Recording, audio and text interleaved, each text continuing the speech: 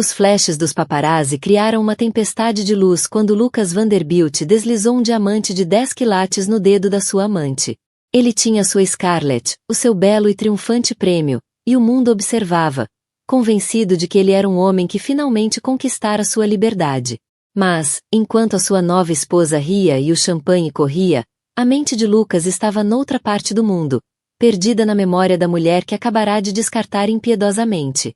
Ele não conseguia afastar a imagem da sua esposa, Isabela, a sua dignidade silenciosa, um contraste assombroso com esta vitória ruidosa.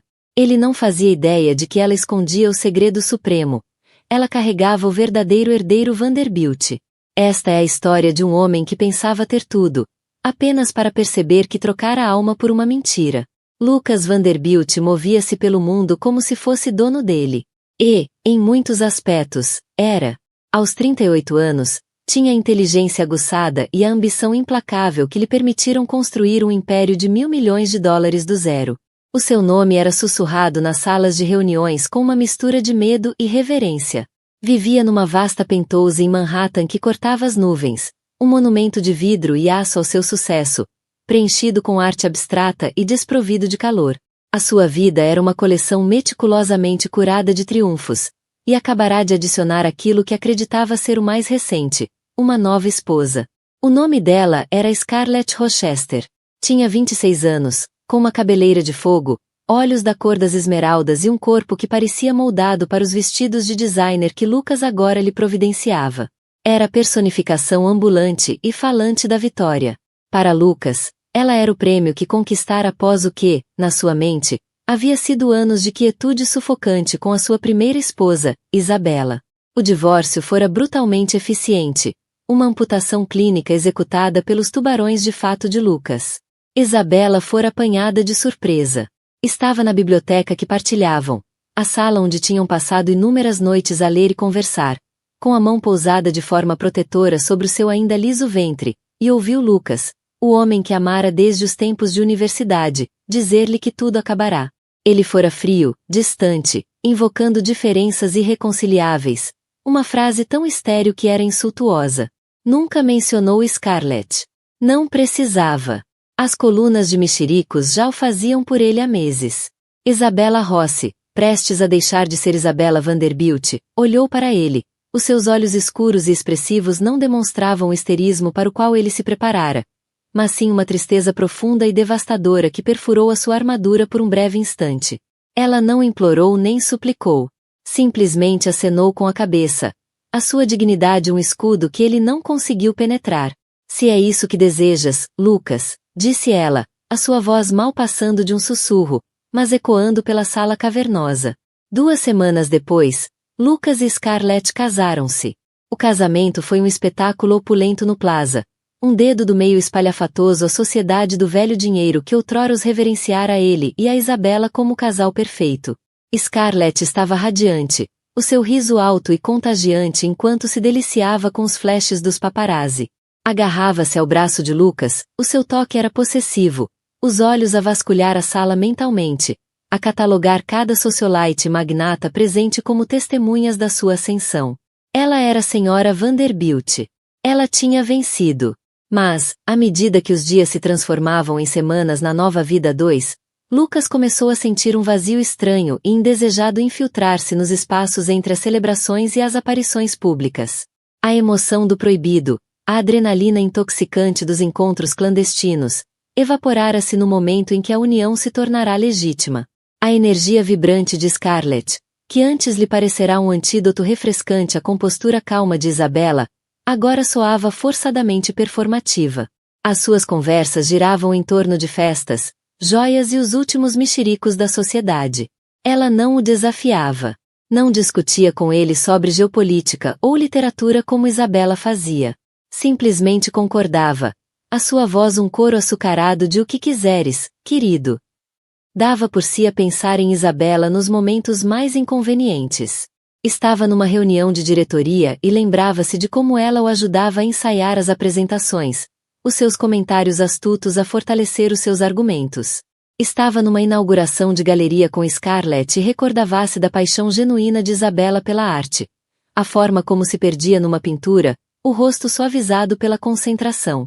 Lembrava-se do cheiro dela, uma mistura subtil de lavanda e livros antigos, um aroma que significava lar. A penthouse, que Scarlett redecorara com cores arrojadas e superfícies refletoras, parecia-lhe estranha. Era um showroom, não um refúgio. Numa noite, cerca de um mês após o casamento, Lucas trabalhava até tarde no seu escritório em casa. Scarlett entrou, vestindo um hobby de seda que pouco escondia o seu corpo perfeito. Esgueirou-se para o colo dele, passando os braços pelo pescoço.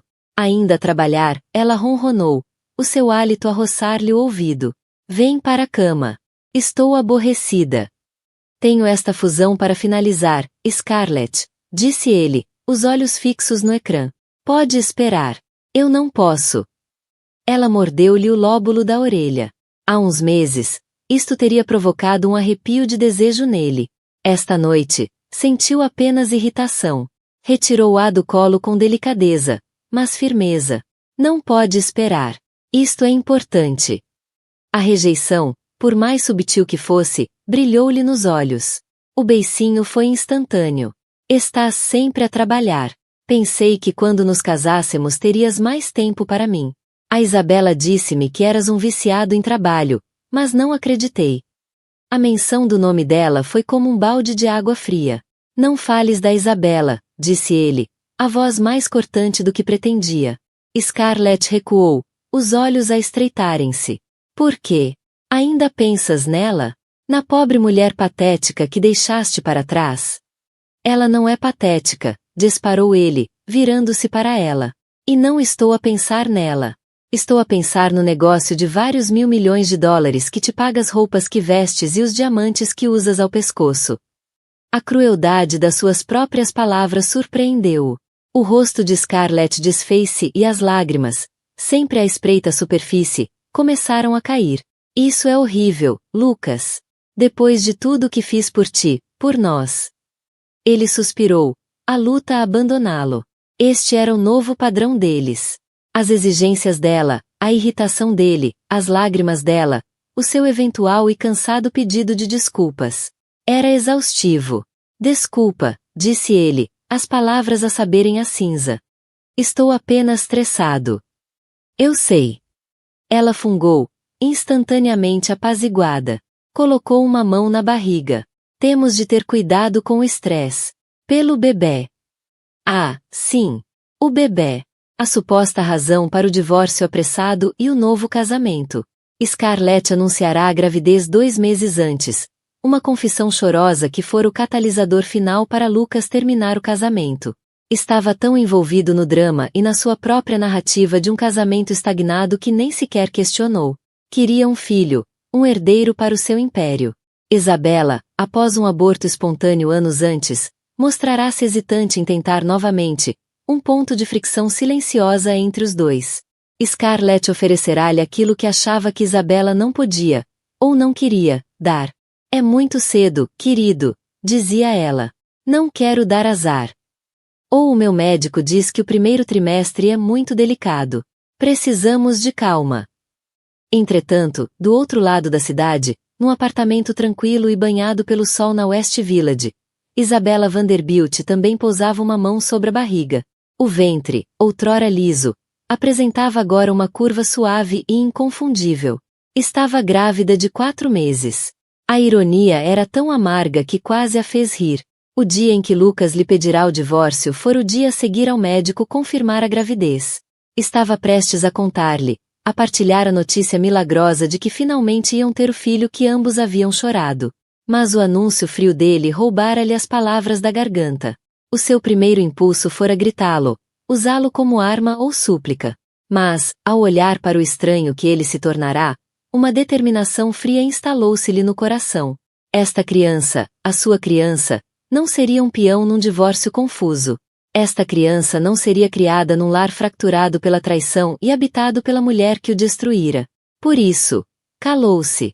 A sua melhor amiga, Chloe, uma curadora de arte ferozmente leal e com uma atitude implacável, era o seu pilar. Tens a certeza de que não queres dizer-lhe? Perguntou Chloe pela 10ª vez, enquanto ajudava Isabela a desempacotar caixas no seu novo apartamento, muito mais pequeno, mas infinitamente mais acolhedor. O cabrão deve-te isso. Deve isso ao bebê. Ele não nos deve nada, respondeu Isabela, a voz firme, enquanto colocava com cuidado uma fotografia emoldurada dos pais falecidos numa estante. Desistiu do direito de ser pai desta criança quando a escolheu a ela. Não vou deixar que a vida do meu bebê comece com uma batalha pela custódia ou como fonte de culpa para um homem que já não me ama. Que não te ama, é. Chloe levantou uma sobrancelha. Esse homem é um idiota, não um monstro. Ele adorava-te. Adorava uma ideia de mim, Chloe, e quando essa ideia se tornou demasiado confortável, procurou uma nova. Olhou à volta do apartamento, um espaço que pagava com a herança dos pais e com acordo de divórcio mais do que justo que Lucas, num raro momento que poderia ter sido culpa, insistir em oferecer. Este é o nosso recomeço, o meu e o dele. Acariciou a barriga. Não precisamos dele. Mas, à noite, deitada na cama, o silêncio do apartamento em nítido contraste com o ritmo familiar da respiração de Lucas. Um som ao qual se habituara ao longo de 12 anos. Permitia, por vezes, que as lágrimas caíssem. Chorava o homem que ele fora, o amor que tinham partilhado e a família que deviam ter sido. Apertava contra o peito uma camisola universitária desbotada dele que empacotara por engano. Inalava o fantasma do seu cheiro e deixava-se quebrar. Apenas por um momento. Depois, sentia um leve tremor dentro de si, um lembrete insistente da nova vida que protegia, e secava as lágrimas. Agora tinha de ser forte por 2. De volta à sua jaula dourada, Lucas estava acordado ao lado de Scarlett. A respiração dela era calma, pacífica, mas a sua mente era uma tempestade. Deu por si a deslizar o dedo pelo telemóvel, um velho hábito. Parou na galeria de fotos, o polegar a pairar sobre uma pasta que ainda não tinha apagado. Isabela. Abriu-a. Havia centenas de fotos. Isabela a rir numa praia nas Maldivas, o cabelo selvagem ao vento. Isabela adormecida no seu peito, na antiga biblioteca deles, um livro aberto no colo. Isabela no dia do casamento, os olhos a brilharem com um amor tão puro que agora lhe parecia um golpe físico. Deslizou até a última foto que tirara dela, poucas semanas antes do fim. Era na cozinha deles. Ela sorria com um sorriso secreto e gentil, enquanto olhava para algo fora da moldura. Lembrava-se daquele dia. Ela parecia luminosa, feliz. Ele estava demasiado absorvido pelo seu caso emergente para lhe prestar atenção. Ao olhar para a imagem agora, um frio desconhecido e agudo começou a infiltrar-se nas margens da sua consciência. O que fizera?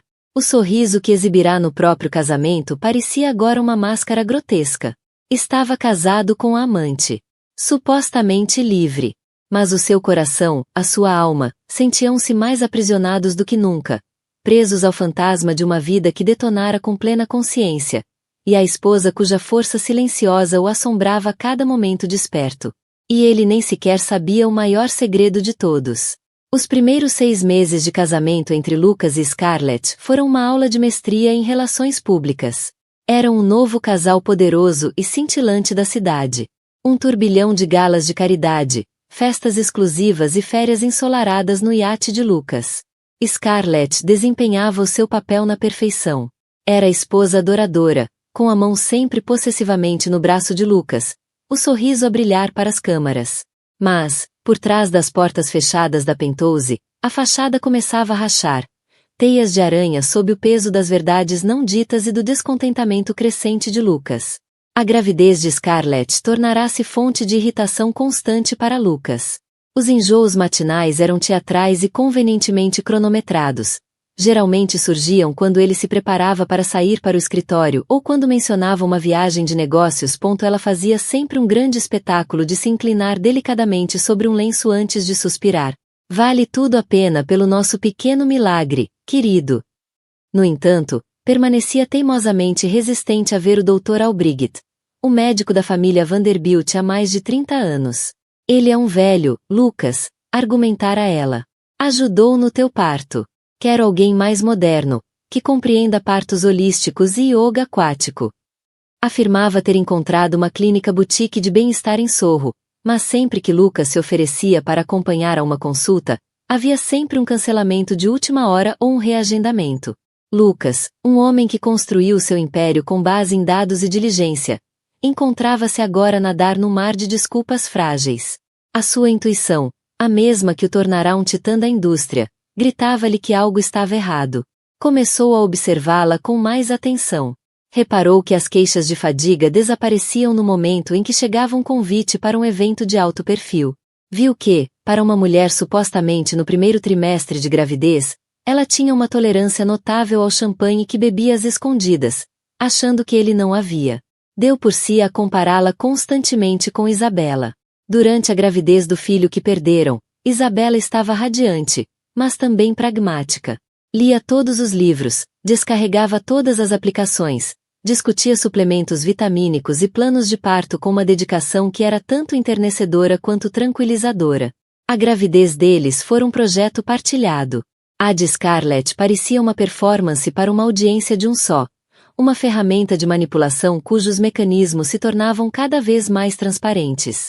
Especializou-se em ajudar organizações sem fins lucrativos e culturais a otimizar a angariação de fundos e gestão. A sua lista de clientes crescia rapidamente, impulsionada pela sua reputação de integridade e inteligência. Não procurava os holofotes, mas eles encontravam-na. Um artigo numa revista empresarial de prestígio louvava-a como o novo rosto da inovação filantrópica, acompanhado de uma fotografia sóbria que captava sua serena confiança. Lucas viu o artigo. Fixou-se na fotografia durante muito tempo, naquela mulher que era simultaneamente dolorosamente familiar e mentalmente nova. Havia uma força no olhar dela que ele nunca tinha visto antes. Uma autoconfiança que era tanto admirável quanto, para sua surpresa, profundamente atraente. O inevitável aconteceu numa tarde fresca de outono no Central Park. Lucas saíra de uma reunião, sentindo-se claustrofóbico na própria vida. Caminhava sem rumo junto ao reservatório quando a viu. Isabela estava sentada num banco, banhada pela luz dourada da tarde, a conversar com Chloe. Estava a rir, um som genuíno, despreocupado, que ele não ouvia há anos. E estava visivelmente, inegavelmente grávida. Já não era a curva subtil que vira na fotografia da revista. Era uma barriga orgulhosa de 7 meses que ela acariciava com uma mão enquanto ria. O mundo à volta de Lucas pareceu abrandar.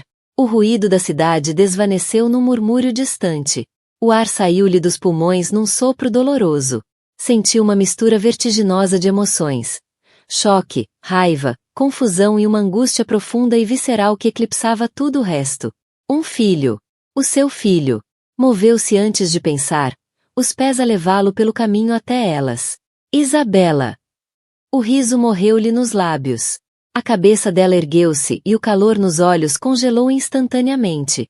Chloe levantou-se de imediato. A linguagem corporal pura hostilidade. Uma leoa a proteger a cria.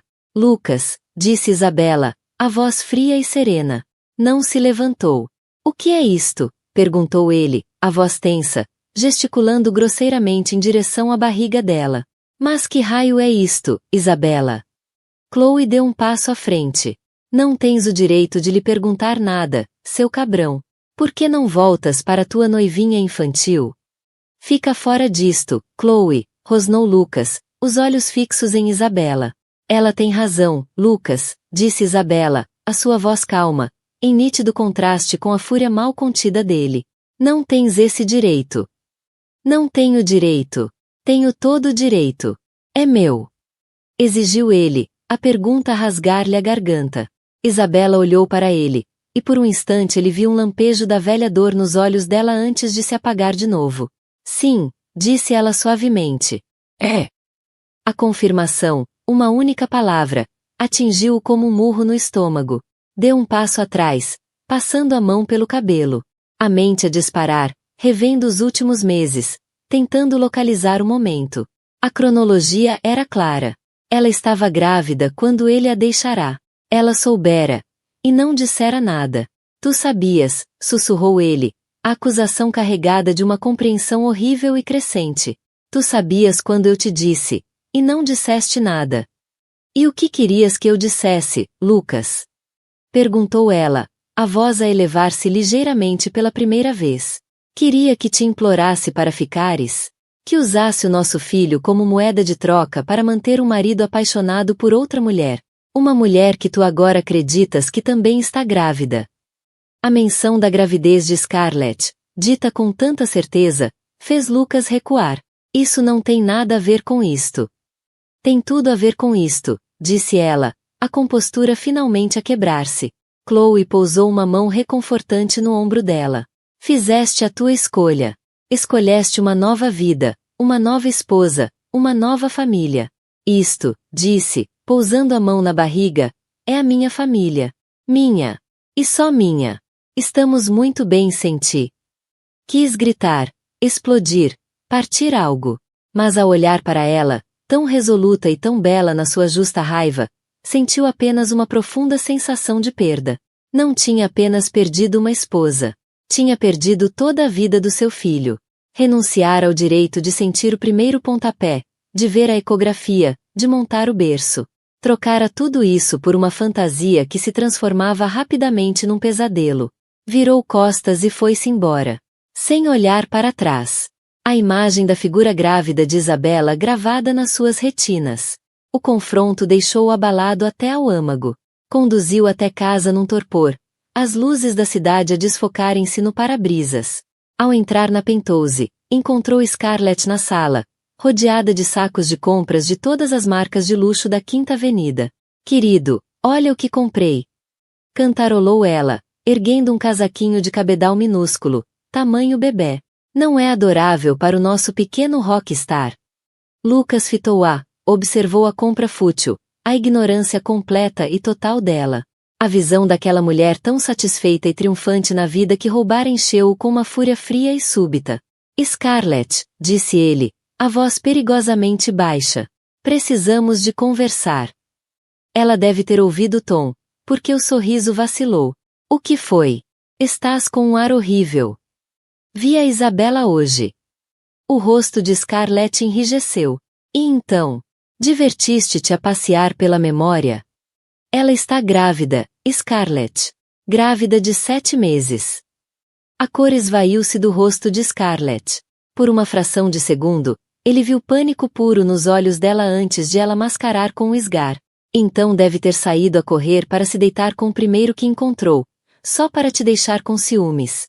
Que patética! É meu. Disse Lucas. As palavras ficaram suspensas entre os dois, pesadas e inegáveis.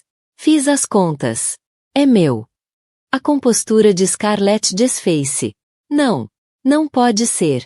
Ela está a mentir. É manipuladora. Está a tentar destruir a nossa felicidade. Está? Ou és tu?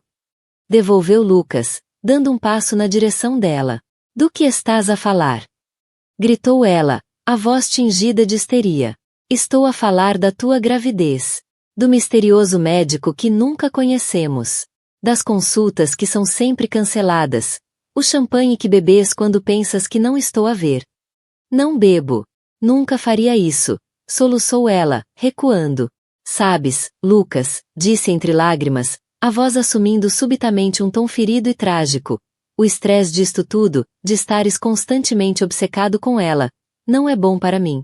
Não é bom para o bebê. Apertou a barriga, o rosto contorcendo-se numa máscara de dor. Oh, Deus, Lucas, eu acho que alguma coisa está errada. Soltou um grito de dor e caiu com graça sobre um tapete branco e felpudo. O bebê, arfou ela, os olhos arregalados de um terror claramente encenado. Lucas, ajuda-me. Acho que estou a perder o bebê. Lucas ficou imóvel. Uma tempestade de suspeita e repulsa em guerra com o instinto primal e condicionado de ajudar. Olhou para a mulher caída no chão, a atuação digna de um Oscar, e soube, com uma certeza nauseante, que estava a ser manipulado. Este era o checkmate dela, um aborto falso para obter a sua compaixão, demonizar Isabela e prendê-lo a ela através da culpa. Olhou para a mulher que era sua esposa e, pela primeira vez, não viu uma amante ou uma parceira. Viu uma predadora. E ele entrará na armadilha por vontade própria. Falou em tom sussurrado sobre um aborto espontâneo, citando o estresse emocional extremo como provável causa. Apresentou condolências, prescreveu repouso absoluto, e desapareceu tão silenciosamente como chegará, deixando atrás de si uma nuvem espessa de suspeita no espírito de Lucas. Desempenhou o papel de marido em luto, mas uma parte fria e calculista da sua mente, a parte que construíra o seu império, já estava em ação. Enquanto Scarlett permanecia de cama, atendendo chamadas de simpatia e deliciando-se com o drama da sua tragédia, Lucas fez uma chamada dele. Não a um amigo, mas a um homem chamado Julian Croft, ex-oficial de inteligência e atual proprietário da firma de investigação privada mais discreta e eficaz do país. Preciso que investigues 2 pessoas, Julian, disse Lucas, a voz baixa e dura enquanto observava a cidade pela janela do escritório. A minha esposa, Scarlett Rochester Vanderbilt, e a médica dela, uma mulher chamada Eva Lichester. Quero tudo. Quero saber de onde vieram, com quem falam, para onde vai o dinheiro delas. Quero saber se a minha mulher alguma vez esteve grávida. Enquanto a equipa de Julian começava a dissecar meticulosamente a vida de Scarlett, Lucas sentia-se à deriva. A Penthouse parecia menos um lar e mais uma cena de crime. O luto fingido de Scarlett era sufocante. Chorava ao ver um anúncio de bebés, e logo a seguir, exigia um novo bracelete de diamantes para ajudar a curar-se. A manipulação tornará-se tão transparente, tão insultuosa para a inteligência dele, que sentia uma raiva constante a ferver-lhe sob a pele. Os pensamentos giravam em torno de Isabella e da criança que abandonara tão casualmente. Imaginava-a a preparar o quarto do bebê, o rosto suave de amor e antecipação. Imaginava o bebê, um filho ou uma filha, com os seus olhos, ou o sorriso dela. A perda era uma dor física, um membro fantasma que sentia com uma clareza excruciante. Tinha estado tão obcecado em conquistar um prêmio que nem sequer queria realmente, que acabará por deitar fora as verdadeiras joias da coroa. Impulsionado por algo que não conseguia controlar, deu por si, numa noite, à porta do edifício onde funcionava a firma de consultoria de Isabella. Só queria vê-la. Apanhar um vislumbre da vida que seguia em frente sem ele, vibrante, plena. Viu-a sair do edifício, com ar cansado mas realizado. Falava ao telemóvel e, quando parou no passeio, sorriu. Era um sorriso de alegria pura e descomplicada, tão genuíno que lhe tirou o fôlego. Momentos depois, um homem chegou num sedã elegante mas discreto. Não era uma celebridade, nem um magnata. Era Mark, um arquiteto respeitado que Lucas conhecia vagamente de alguns eventos de caridade. Mark saiu do carro, pegou na pasta de Isabella e abriu-lhe a porta do carro. O gesto era de afeto familiar e natural. Não era amante dela. O instinto de Lucas dizia-lhe isso. Era simplesmente um amigo. Um bom homem. O tipo de homem que ela merecia. A visão daquilo, aquela gentileza simples e decente demonstrada à mulher que ele tratara de forma tão abominável, foi uma punhalada nova na consciência já ferida de Lucas. Estava tão absorto na sua torturada contemplação que nem reparou no carro preto e elegante que estacionou atrás dele até Julian Croft surgir no banco do passageiro. Querias uma atualização, disse Julian, a voz sem emoção. Colocou um dossiê grosso no apoio central do carro. Está tudo aqui, mas vou dar-te os destaques. Lucas virou-se, o coração a martelar. Diz-me. Scarlett Rochester. Nascida Scarlett Higgins, num parque de caravanas no interior da Florida. A mãe, Marta, tem um registro criminal cheio de condenações por fraudes menores. Tem feito esquemas juntas desde que Scarlett era adolescente. Trabalhou como acompanhante de luxo em Miami antes de te conhecer. A herança de que te falou foi um pequeno pagamento de seguro de vida de um homem com quem vivia. Morreu em circunstâncias duvidosas. Cada palavra era um golpe, desmontando toda a fachada da mulher com quem se casara. A médica, continuou Julian, folheando o dossiê até uma fotografia da doutora. Eva Lichester. Não é médica. O nome dela é Eva Novak. Ex-atriz, dependente de comprimidos com receita médica, e atolada em dívidas. A tua esposa pagou-lhe $50.000 para representar o papel. Lucas sentiu uma onda de náusea. Pensou nessa mulher, essa Eva, em sua casa, a tocar na sua mulher, a declarar um diagnóstico médico falso com tamanha solenidade. E a gravidez, sussurrou Lucas, já conhecendo a resposta. Julian virou-se para a última sessão. Scarlett nunca esteve grávida. Obtivemos os registros médicos dela com um verdadeiro ginecologista, um médico que a acompanha há anos. Não há registro de gravidez algum. Também temos documentos financeiros que comprovam o pagamento de $5.000 a um designer gráfico especialista em falsificação de documentos. A ecografia que te mostrou no início era uma imagem de banco de dados. O dossiê continha tudo: extratos bancários, registros telefônicos, declarações juramentadas, um histórico meticulosamente documentado de uma fraude longa e calculada. Lucas fechou os olhos. A fúria que o consumira nas últimas semanas solidificou-se em algo frio, duro e letal. Tinha sido enganado, feito de tolo, numa escala tão épica que quase era admirável. Mas a humilhação foi rapidamente ofuscada por um único foco ardente: Isabela. Submetera-a ao inferno. Humilhara-a publicamente. Abandonara-a quando ela carregava o seu filho. Tudo por uma mentira. Uma mentira barata e vulgar. Entretanto, Isabela entrava nas últimas semanas de gravidez. O seu negócio prosperava tanto que teve de contratar 2 novas colaboradoras. A sua vida era preenchida pelo apoio discreto de Chloe e de um pequeno círculo de amigos leais, como Mark, que respeitavam os seus limites e admiravam a sua força. Tinha finalmente deixado de agarrar o velho casaco de Lucas à noite. Arrumara-o numa caixa com a etiqueta "Passado". A sua atenção estava totalmente voltada para o futuro, para a chegada iminente do seu filho. Já escolhera o nome: Léo. Um leão. Pela força que esperava que ele tivesse. A força que ela própria fora obrigada a descobrir dentro de si. Os mídia, volúveis como sempre, começavam a mudar a narrativa. A história da brilhante e digna Isabela Rossi a construir uma nova vida e um negócio de sucesso enquanto estava grávida era muito mais cativante do que as fotos repetitivas e vazias de Scarlett Vanderbilt às compras.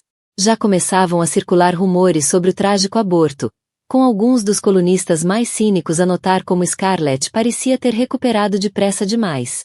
A maré da opinião pública, que tanto celebrara a nova esposa troféu de Lucas, começava a mudar. O confronto, quando chegou, não foi a cena de gritos que Scarlett talvez esperasse. Foi bem pior. Lucas esperou que ela regressasse de um dia de spa, que o relatório de Julian confirmara ser, na verdade, um almoço de celebração com Eva Novak. Ela entrou na penthouse cheia de sacos, o rosto corado de prazer. "Querido, nunca vais adivinhar com quem me cruzei", começou ela, antes de parar subitamente. Lucas estava de pé no centro da sala de estar. A divisão fora despida das adições espalhafatosas dela. A arte berrante desaparecera. O mobiliário espelhado fora substituído pelas antigas peças confortáveis da vida dele com Isabela, que ele mandara tirar do armazenamento. Era como se a presença dela estivesse a ser sistematicamente apagada. Na grande mesa de centro, em frente a ele, estava o dossiê de Julian Croft aberto numa fotografia de um parque de caravanas degradado na Florida. O nome atingiu-a como um estalo físico. A cor desapareceu-lhe do rosto, e a sua compostura cuidadosamente construída desfez-se num instante. Olhou do rosto dele para o dossiê em cima da mesa, e soube que o jogo tinha terminado. "Lucas, eu posso explicar." "Podes?" perguntou ele, a voz num rosnar baixo e ameaçador. Pegou num documento do dossiê. "Podes explicar os $50.000 que transferiste para uma atriz falhada chamada Eva Novak? Ou os 5.000 que pagaste a um designer gráfico para manipular uma imagem de ecografia, de banco de dados?" Atirou os papéis para a mesa diante dela. "Podes explicar as condenações por fraude da tua mãe em 3 estados diferentes? Ou as circunstâncias suspeitas da morte do teu último benfeitor?" Scarlett começou a tremer. Os olhos percorriam a sala, como se procurasse uma rota de fuga. "Tu não entendes. Eu fiz isto porque te amo. Tinha tanto medo de te perder para ela." "Amor." Lucas soltou uma gargalhada áspera e feia, que ecoou na sala cavernosa. "Tu não sabes o significado dessa palavra. És um parasita, Scarlett. Agarras-te às pessoas e sugas-lhes tudo. Viste-me. Viste isto." Fez um gesto em volta do apartamento vasto. "E inventaste uma mentira patética de novela para me prenderes." Deu um passo em frente, os olhos cravados nos dela. "Mas o verdadeiro crime, aquilo que nunca te perdoarei, foi o que me fizeste fazer a Isabela. Destruí o meu casamento. Abandonei a minha mulher grávida. Perdi meses da vida do meu próprio filho. Por ti. Por uma mentira. Ela é que é a mentirosa. Guinchou Scarlett, a sua desespero tornando-a imprudente. Ela é que escondeu a gravidez para te manipular. Ela escondeu para proteger o nosso filho de ti. Rugiu Lucas, o autocontrolo finalmente a quebrar-se. E graças a Deus que o fez. Sai. O quê? Não. Eu sou tua mulher. Não pode simplesmente pôr-me na rua. Gritou ela, agora com lágrimas de verdadeiro pânico a escorrerem-lhe pela cara. Posso. E estou a fazê-lo. Disse ele, a voz a descer novamente para aquela calma glacial. Os meus advogados já contactaram os teus. Ofereci um acordo muito mais generoso do que mereces, com a condição de assinares um acordo de confidencialidade e desapareças da minha vida para sempre. Se recusares, entregarei todo este dossiê ao Ministério Público. A escolha é tua. Virou-lhe as costas e caminhou até a janela. O derradeiro desprezo. Scarlett ficou ali por um momento, o peito a subir e descer, a mente em turbilhão. Olhou para o homem à janela, o homem que tinha julgado mal de forma tão espetacular, e não viu um bilhete de lotaria, mas um inimigo formidável e implacável. O jogo tinha terminado. Ela tinha perdido. Sem dizer mais uma palavra, virou costas e fugiu, os saltos ecoando num ritmo frenético e derrotado no chão de mármore. Lucas não a viu partir. Limitou-se a olhar para a cidade, o mar infinito de luzes, sentindo não triunfo, mas um vazio profundo e desolador. Expulsara o demônio. Mas a casa continuava assombrada. Estava sozinho, no monumento ao seu próprio fracasso espetacular, enquanto a única mulher que amara de verdade se preparava para trazer o seu filho ao mundo, sem ele. O divórcio de Scarlett não foi um escândalo público inflamado, mas sim uma amputação rápida e silenciosa. Armados com o dossiê meticulosamente compilado por Julian Croft, a equipa legal de Lucas apresentou a Scarlett, agora tratada novamente por Sra. Higgins, uma escolha que não era realmente uma escolha. Aceitar um acordo generoso que lhe salvasse a face, vinculado a um acordo de confidencialidade inquebrável, ou enfrentar desgraça pública e possíveis acusações de fraude. Ela escolheu o silêncio e desapareceu do mundo cintilante para o qual se arrastara com tanta ânsia, deixando Lucas sozinho nos escombros. A versão oficial, manipulada por agentes de relações públicas, falava de uma separação amigável provocada pela dor insuportável de uma perda partilhada, um véu fino que não enganou ninguém. A verdade, muito mais suculenta e escandalosa, infiltrou-se no ecossistema de mexericos da cidade. Sussurros em clubes exclusivos tornaram-se notas anônimas em colunas digitais, que por sua vez floresceram em rumores escancarados nos blogs de sociedade. A história do milionário, da sua esposa grávida descartada, e da amante com uma gravidez fantasma tornou-se numa lição murmurada entre cocktails e brunches. Lucas Vanderbilt, o titã da indústria, era agora uma caricatura. O tolo que fora enganado. O seu nome, outrora sinônimo de poder, era agora associado a uma falta de discernimento espetacular. Era alvo de pena, e para um homem como Lucas, a pena era um destino pior do que o ódio. Aceitou a humilhação como uma forma de penitência. Recolheu-se do mundo, enclausurando-se na cavernosa penthouse que se tornará um mausoléu do seu fracasso. Mandou remover todos os vestígios de Scarlett, os móveis berrantes, as roupas ostensivas, o perfume enjoativo, mas o espaço não voltou a ser o que era. Tornou-se um vácuo, preenchido por um silêncio opressivo que amplificava os ecos dos seus erros.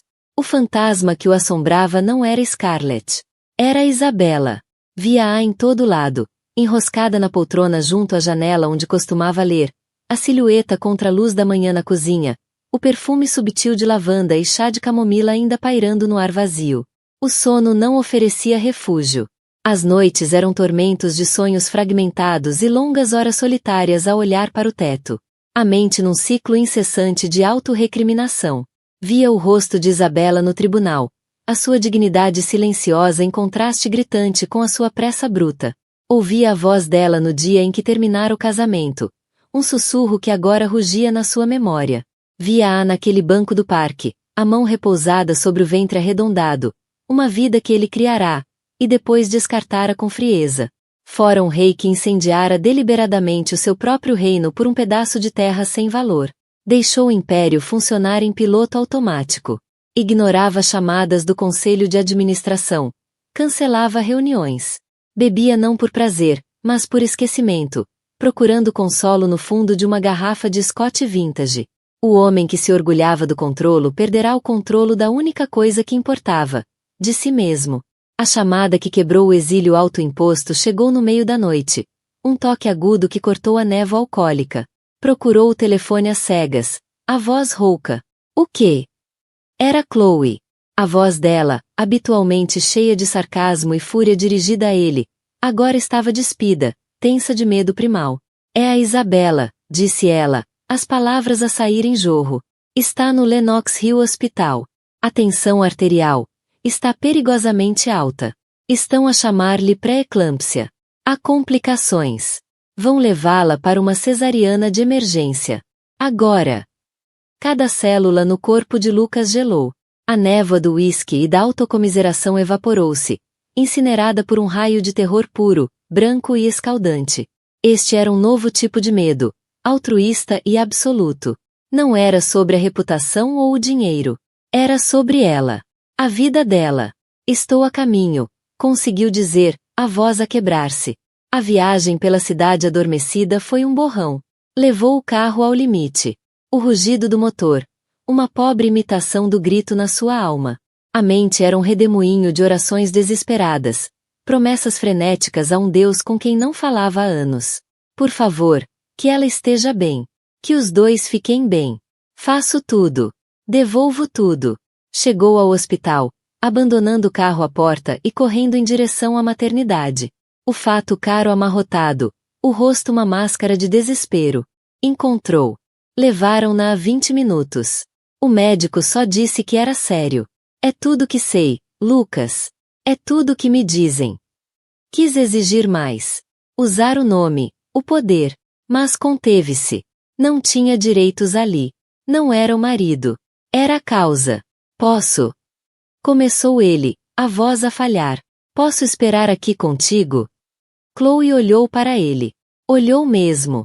E viu não o bilionário arrogante que partirá o coração da melhor amiga, mas um homem aterrorizado, despido de todo o poder. Acenou com um único e cansado gesto de cabeça.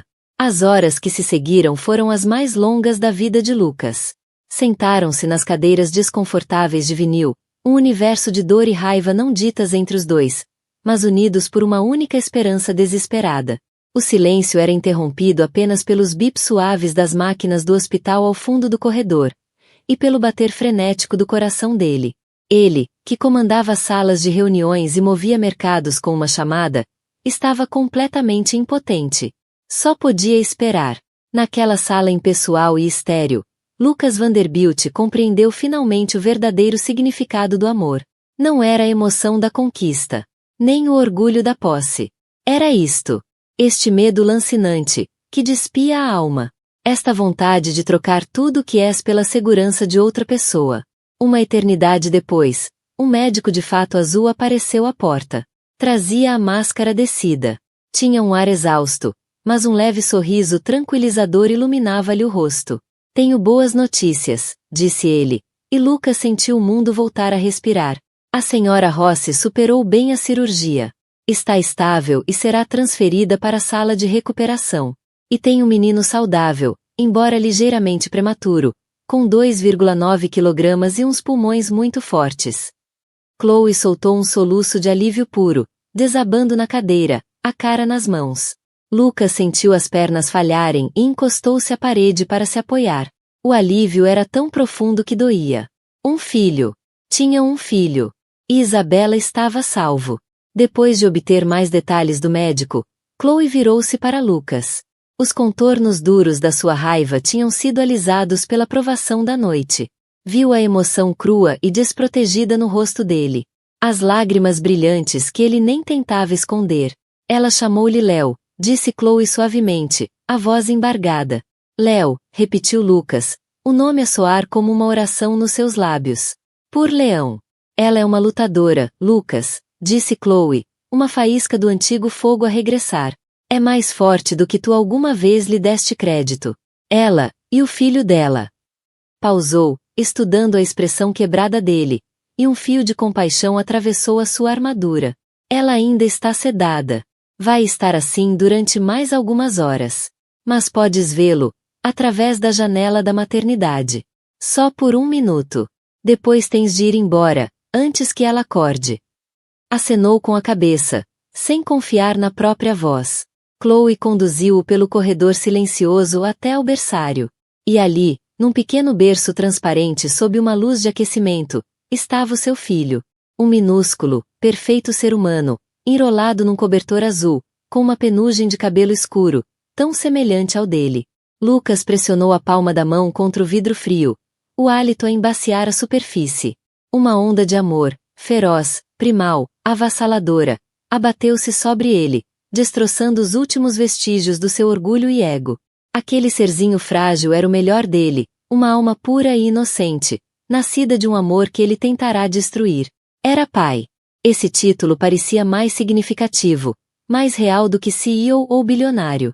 A olhar para o filho, Lucas Vanderbilt desfez-se, e renasceu. Cumpriu a promessa.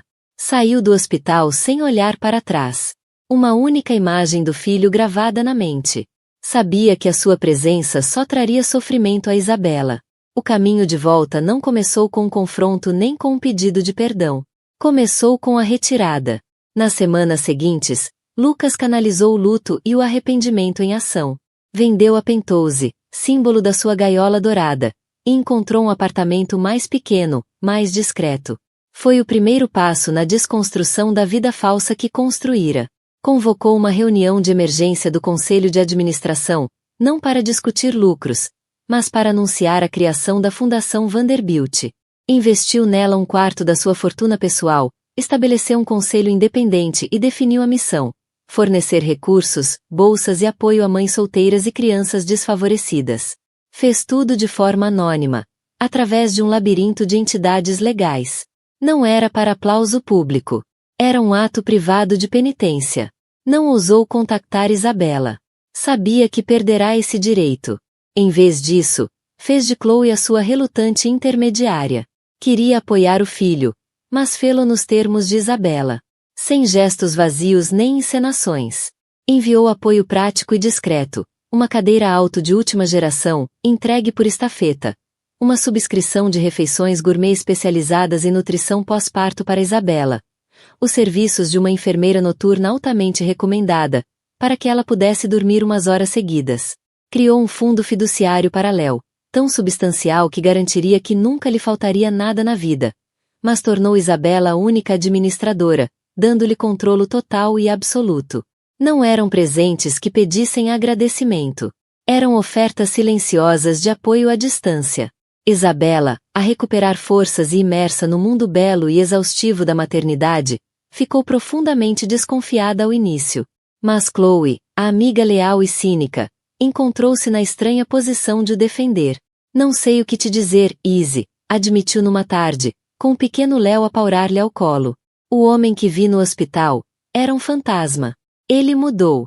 Acho que ver o Léo, saber que quase vos perdeu aos dois, não assustou apenas. Quebrou-o. E talvez ele esteja a tentar reconstruir-se, como alguém melhor. Lentamente, com cautela, Isabela começou a permitir que uma réstia de esperança entrasse no coração. Via a consistência. Não havia exigências, nem manipulações emocionais. Apenas apoio calmo e constante. Um dia, Chloe mostrou-lhe uma fotografia espontânea que tirara de Lucas a deixar um cheque para a fundação onde agora colaborava. Parecia cansado, mais magro, mas havia uma nova gravidade na sua expressão. Um propósito tranquilo. Por impulso, Isabela enviou de volta uma fotografia de Léo a dormir profundamente sobre o seu peito. A troca tornou-se uma conversa silenciosa e cautelosa.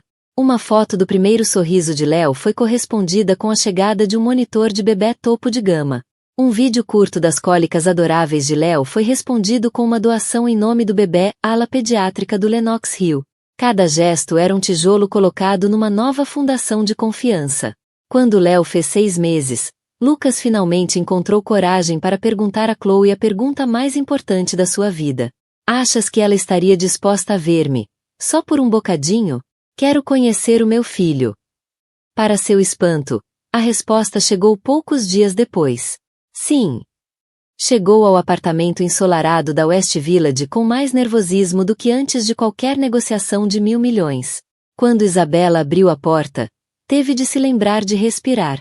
A maternidade conferira-lhe um novo tipo de beleza, uma serenidade enraizada, uma luz que nenhum vestido de alta costura ou colar de diamantes poderia igualar. E ali, num tapete colorido, estava Léo, a dar pontapés no ar e a paurar para uma girafa de peluche. Ele é lindo, Isabela, murmurou Lucas, a voz presa. É, disse ela, a voz suave. Após um longo momento, acrescentou. Podes pegá-lo, se quiseres. Com as mãos ligeiramente a tremer, Lucas inclinou-se e pegou no filho. Léo era tão leve, e ainda assim tão sólido, um peso vivo e quente nos seus braços. O bebê olhou para cima com olhos escuros e curiosos, os olhos de Isabela, e os dedinhos envolveram-se no dedo indicador de Lucas com uma força surpreendente. A conexão simples e instintiva desfez-o. As lágrimas subiram-lhe aos olhos e escorreram em trilhos quentes pelas faces. E, pela primeira vez na vida adulta, ele não tentou escondê-las. Ele olhou para Isabela. O rosto um livro aberto de vergonha, arrependimento e uma gratidão sem limites. Sinto muito, Isabela, disse ele, a voz a quebrar-se. Por tudo. Não há palavras. Não há nada que eu possa fazer para apagar a dor que te causei. Eu sei disso. Só posso dizer que lamento profundamente. Isabela olhou para aquele homem humilde, para as lágrimas que caíam livremente enquanto ele embalava o filho deles. Viu que o arrependimento não era uma encenação. Estava gravado no mais profundo do seu ser. Viu o amor puro e incondicional nos olhos dele ao olhar para o filho. E sentiu a fortaleza que construíra à volta do coração começar a desmoronar-se. Eu sei, Lucas, disse ela calmamente. Eu sei. Esse dia marcou um novo começo. Ele começou a visitar uma vez por semana. Nunca ultrapassava o tempo. Aprendeu os rituais mundanos e sagrados da paternidade. Aprendeu a mudar uma fralda sem sujar tudo. Aprendeu a temperatura exata para o leite do biberão. Aprendeu a cantar brilha, brilha, estrelinha, completamente desafinado, o que fazia sempre o Léo rir.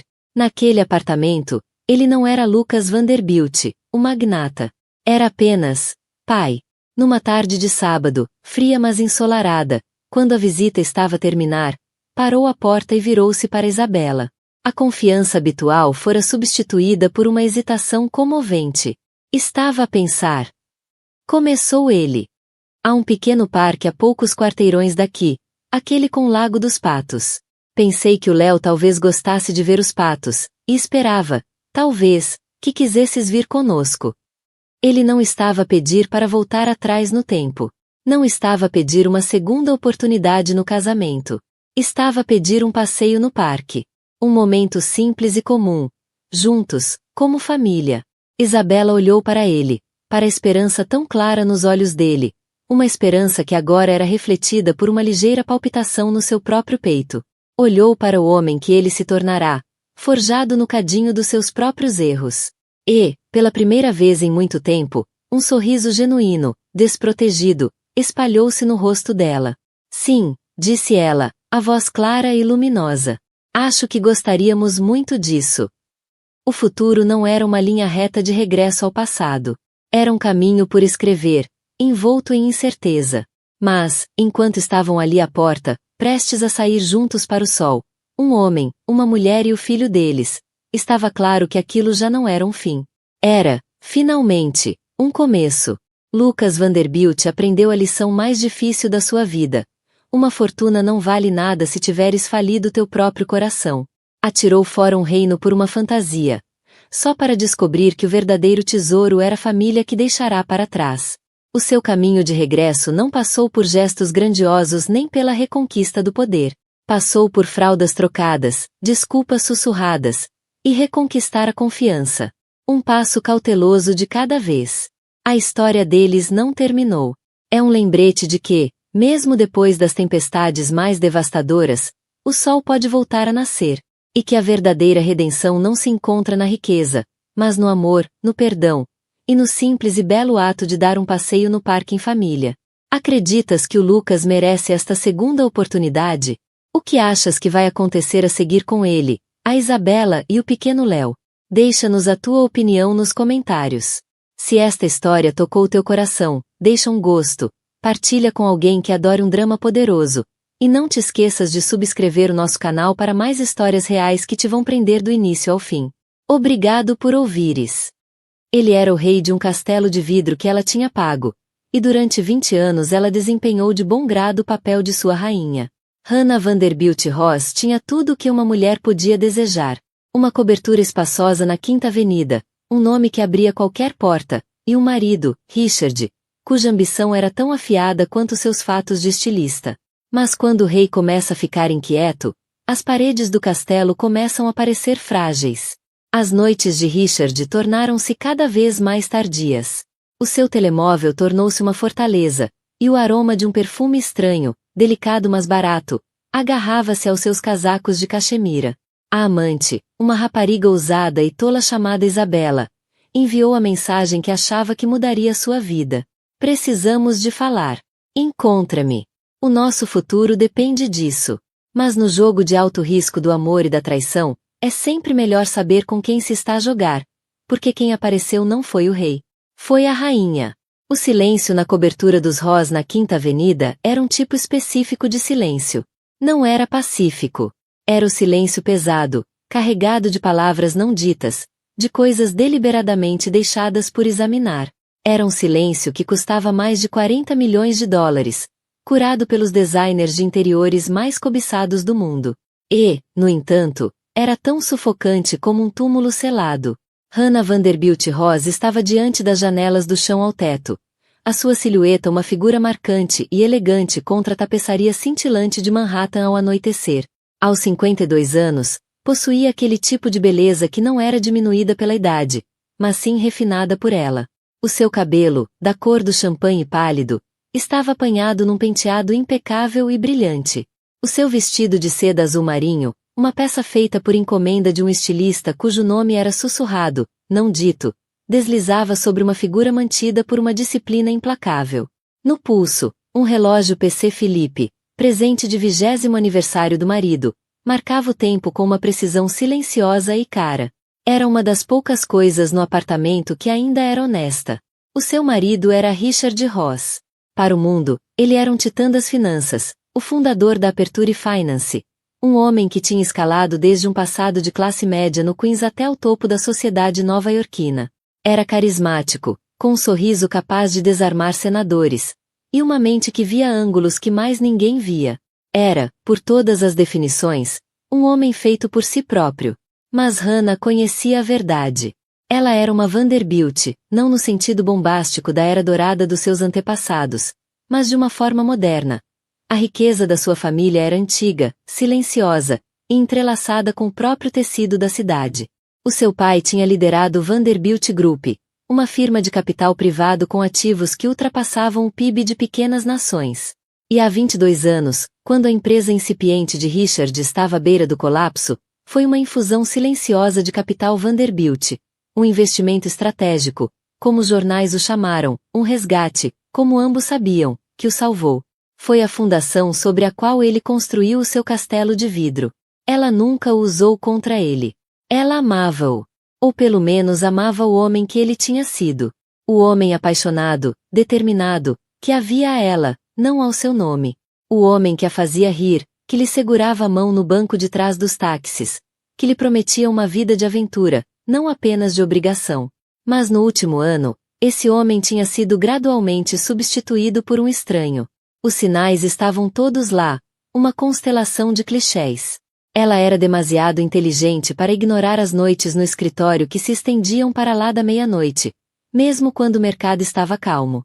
O segundo telemóvel, um aparelho elegante tipo Burner, que ele dizia ser para clientes internacionais, mas que ele guardava com a ferocidade de um dragão a proteger o seu tesouro. Os extratos do cartão de crédito da American Express, aquele que ele achava que ela não revia, mostravam despesas que falavam uma linguagem só delas. Jantares íntimos para dois no Modesto, mas na moda, Sorro Beastro. Ela nunca lá tinha ido. Lingerie ridiculamente cara da Lapeara, num tamanho muito menor do que o seu. Fins de semana em hotéis como o Greenwich Hotel, quando supostamente ele estava em viagens de golfe nos Hamptons. E depois havia o aroma. Era jasmim e algo mais, algo enjoativamente doce. Apegava-se à roupa dele, uma presença fantasma no closet partilhado. Não era o aroma sofisticado de uma mulher do seu círculo, que usava fragrâncias feitas por encomenda em Paris. Cheirava a juventude. Cheirava a barato. Hannah virou-se da janela ao ouvir o suave toque do elevador privado a anunciar a chegada dele. Alisou o vestido, a expressão a assentar numa máscara de neutralidade serena. Era uma atuação, e ela era uma atriz experiente. Richard entrou com passo firme, tirando um sobretudo Tom Ford que custava mais do que a renda da maioria das pessoas. Aos 55 anos, ainda era um homem atraente, o cabelo escuro agora com um toque distinto de prata nas têmporas. Parecia cansado, mas havia nele uma energia nervosa, uma tensão frenética que ela tinha aprendido a reconhecer. Hannah, disse ele, a voz um pouco alta demais, jovial demais. Afrouxou a gravata e dirigiu-se ao bar com tampo de mármore. Dia longo, os mercados estão um banho de sangue. Serviu-se generosamente de Macallan 25. Não lhe ofereceu nenhum. Costumava sempre fazê-lo. Foi o que ouvi, respondeu ela, a voz calma e equilibrada. Alguma coisa com que a aperture deva preocupar-se? Nada que eu não consiga lhe dar, disse ele, engolindo um grande gole de Scott. Evitou os olhos dela, o olhar a desviar-se pelo vasto salão. Apenas muitas peças em movimento, sabes como é? Sei, disse ela. E sabia. Sentara-se no conselho da empresa do pai durante uma década. Entendia balancetes melhor do que Richard provavelmente pensava. Entendia a alavancagem, tanto financeira quanto emocional. Ele gesticulou vagamente. Provavelmente estarei no escritório outra vez este fim de semana.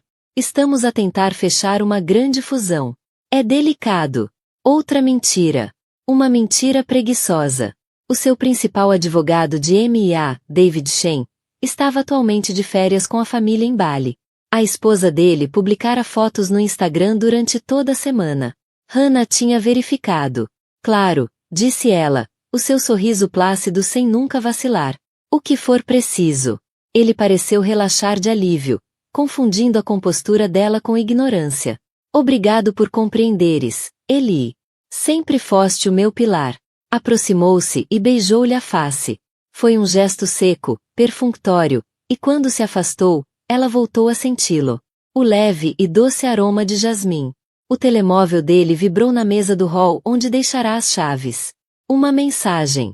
O corpo de Richard enrijeceu quase imperceptivelmente. Acabou a bebida num só gole. Preciso de um duche, anunciou, já a caminhar para a ala do quarto. Não me esperes. Tenho umas chamadas para fazer depois. Hannah esperou até ouvir o som da água correr. Depois caminhou, não correu, até a mesa do hall. O coração batia num ritmo dolorosamente staccato contra as costelas, mas as mãos estavam perfeitamente firmes. Pegou no telemóvel pessoal dele, aquele que ele achava estar seguro, com um simples código de 6 dígitos. Ela vira-o digitá-lo dezenas de vezes nos últimos meses, o polegar movendo-se num padrão que memorizara com uma curiosidade acadêmica e distante. A data de nascimento do filho que perderam num trágico acidente de carro há 15 anos.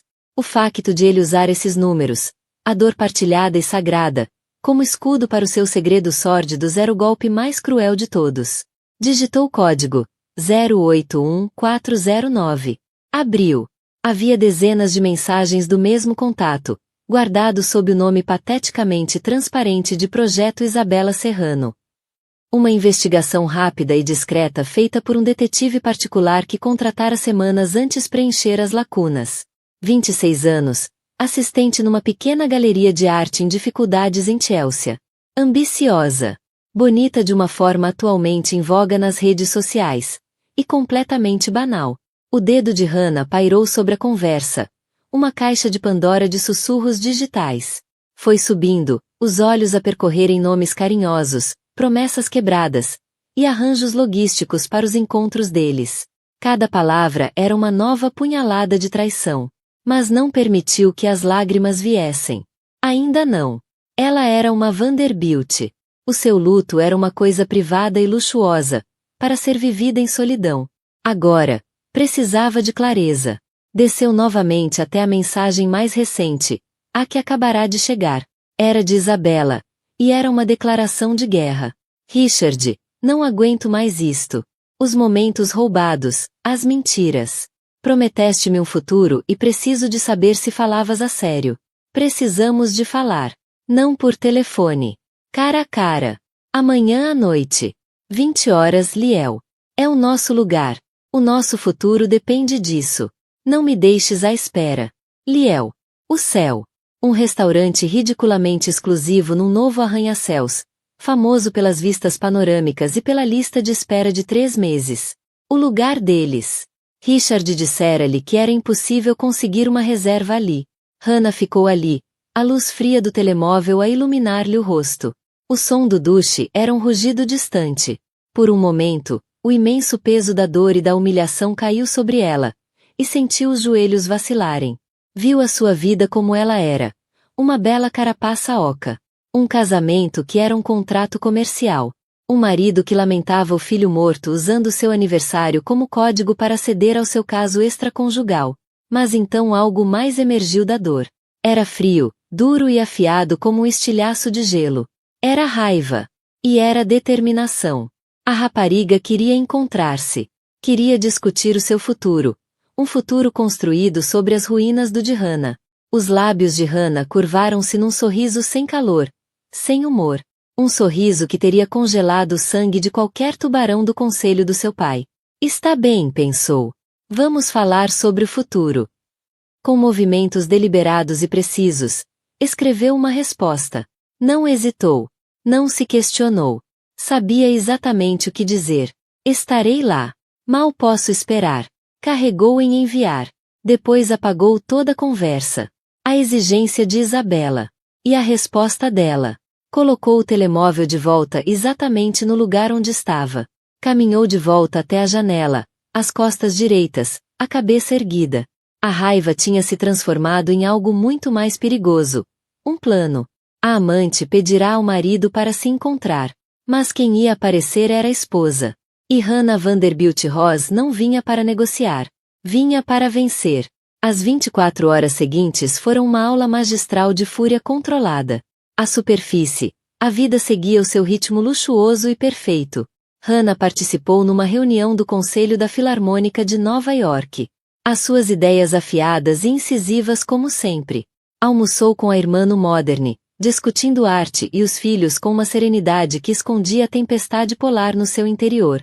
Movia-se pelo dia como um fantasma na própria vida. Cada sorriso, cada aceno, cada pergunta cortês era uma atuação cuidadosamente calibrada. Por dentro, estava a desmontar 2 décadas da sua vida, pedaço por pedaço, com dor meticulosa. Era uma contabilista forense do próprio coração, a analisar as provas da lenta morte do seu casamento. Conduzia um novo Audi A5, um presente.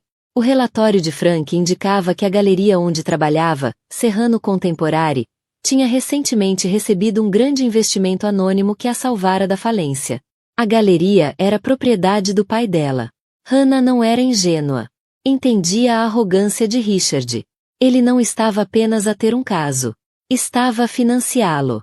Estava a construir um pequeno império para sua amante, uma pálida imitação daquele que a família de Hannah tinha construído para ele.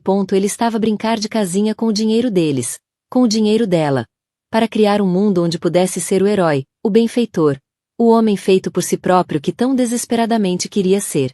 A realização não só doeu. Insultou a sua inteligência. Nessa tarde, enquanto Richard estava no que dizia ser um almoço de alto nível com investidores, Hannah fez uma chamada, não para um advogado de divórcio. Ainda não.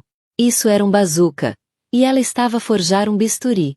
Ligou para Arthur Sterling, o advogado da família há décadas, um homem que tratava dos assuntos dos Vanderbilt desde antes de ela nascer. Arthur, é a Hannah Ross, disse, a voz um mar calmo por cima de uma corrente mortal. Hannah, minha querida, a que devo prazer? A voz de Arthur era como couro velho e uísque fino. Preciso que faças algo por mim, Arthur. Em silêncio. Quero uma análise financeira completa e aprofundada das contas pessoais do Richard e de todas as transações feitas pela Aperture Finance nos últimos 2 anos. Quero ver todas as transferências bancárias, todos os investimentos, todas as consultorias pagas. Tenho a suspeita de que ele tem sido criativo com a contabilidade. E especificamente, quero que procures quaisquer ligações a uma galeria chamada Serrano Contemporary ou a qualquer indivíduo com o apelido Serrano. Houve uma pausa do outro lado da linha. Arthur era experiente demais para perguntar por quê. Limitou-se a absorver o pedido. Entendi, disse ele, 2 palavras carregadas de compreensão. Discretamente, claro, como se fosse um fantasma passar pelos fios. Hannah confirmou. Preciso que seja invisível. O Richard não pode saber. Ninguém pode. Considera feito. Hannah, vou reunir a minha melhor equipa. Serão cirúrgicos. Obrigada, Arthur, disse ela, e desligou. Esse foi o primeiro movimento no tabuleiro de xadrez. Ela estava a reunir os seus exércitos enquanto o adversário ainda admirava o seu próprio reflexo. À medida que a noite se aproximava, o peso do confronto iminente começou a assentar. Qual era o seu objetivo? Gritar? Chorar? Atirar um copo à cara da rapariga? O pensamento era tentador. Um lampejo fugaz e satisfatório de raiva primitiva. Mas também era grosseiro. Estava abaixo dela. Uma cena em público só daria poder à rapariga. Colocá-la-ia no centro de um drama que não merecia protagonizar. Não. O objetivo de Hannah era outro. Era recolher informações, compreender o inimigo e instilar medo. Precisava de ver Isabela, medi-la, entender a natureza da ameaça que representava. Era apenas uma interesseira? Uma rapariga ingênua apaixonada? Ou algo mais perigoso? Começou a preparar-se para o encontro como quem se prepara para uma batalha.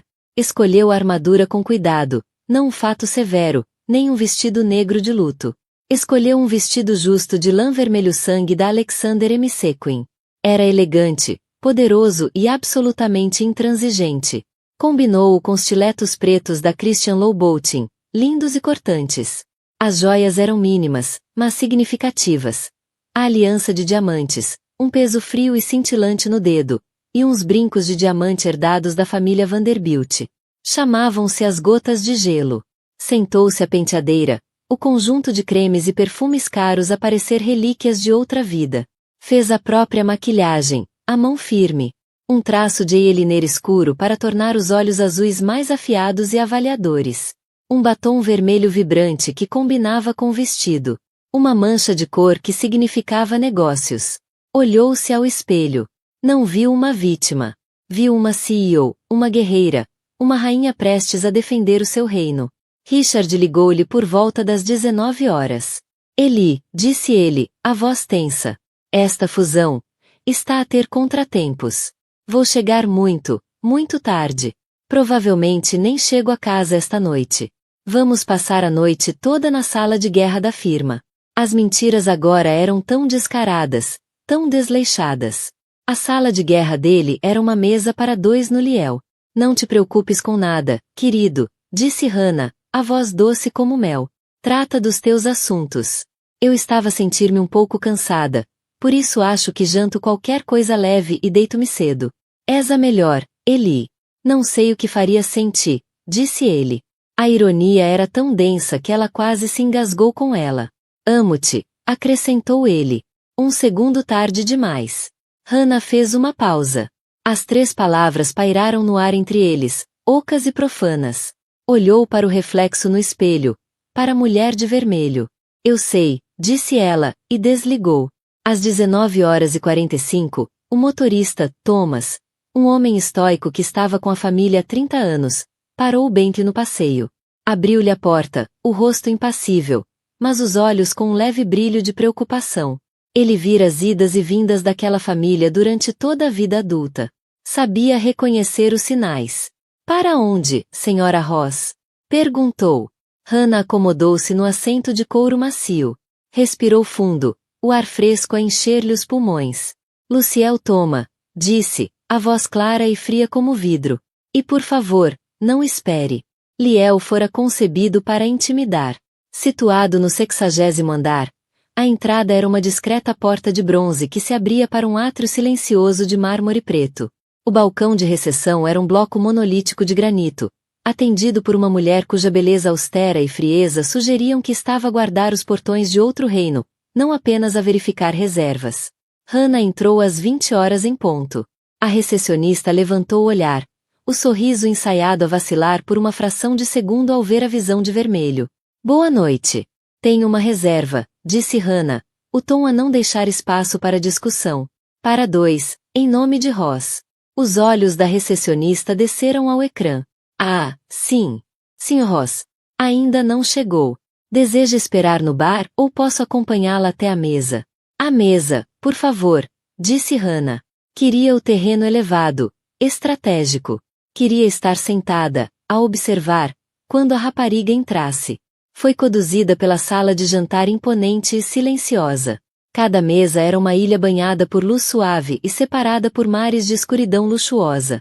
O Cleonel era uma mistura de bilionários da tecnologia, estrelas de rock envelhecidas e dignitários estrangeiros. Cabeças viraram-se enquanto ela passava, uma onda de curiosidade a seguir a mulher de vermelho que caminhava com tal propósito.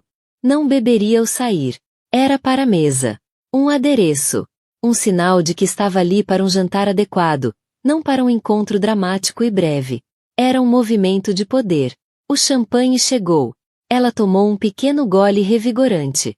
As bolhas frias souberam-lhe bem na garganta. Observou o seu reino. As luzes da cidade estendiam-se à sua frente como um tapete de joias espalhadas. Aquela era sua cidade, o seu mundo. E aquela rapariga de Chelsea achava que podia simplesmente entrar e roubar-lhe uma parte. Às 20h10, viu-a. Isabela Serrano não era o que ela esperava. Hannah imaginara alguém dura, sensualmente provocante. Mas a mulher que hesitava à entrada era mais suave. Era, sem dúvida, bonita, com uma cascata de cabelo ondulado e escuro, grandes olhos castanhos expressivos e um corpo voluptuoso realçado por um vestido preto justo. Talvez demasiado revelador para um restaurante daquela categoria. Segurava uma mala Chanel, sem dúvida, um presente recente, como se fosse um escudo.